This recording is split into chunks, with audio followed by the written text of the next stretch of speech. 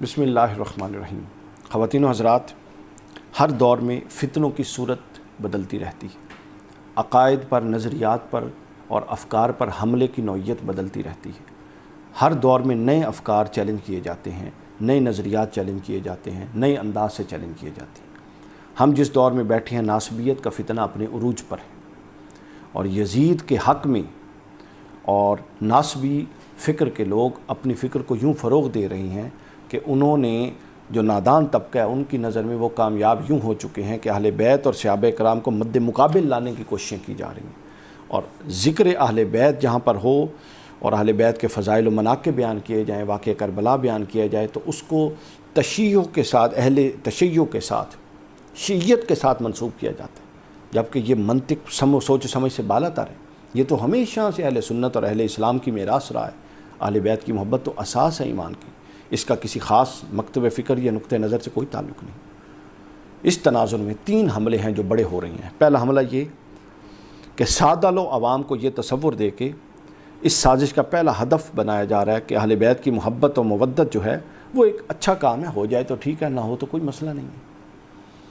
یوں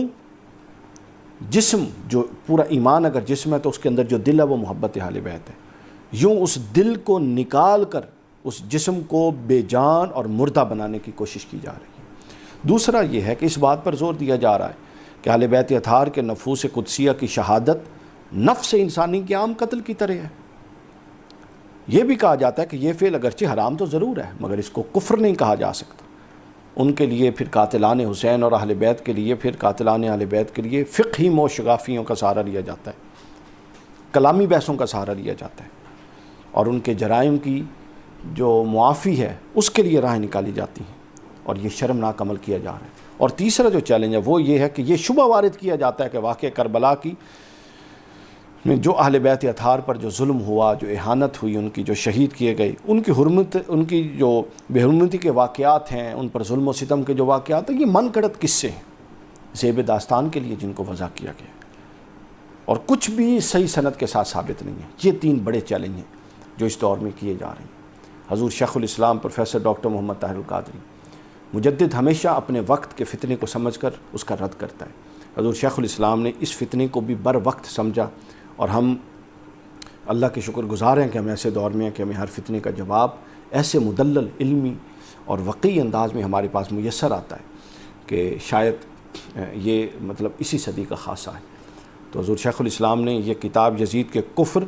اور اس پر لعنت کا مسئلہ، القول المتین فی امر یزید اللعین، یہ بیان فرمایا۔ یہ پوری ایک وقی کتاب جو آپ نے یزید کے کفر، اس پر لعنت، واقع کربلا سے متعلق اٹھنے والے جملہ اعتراضات،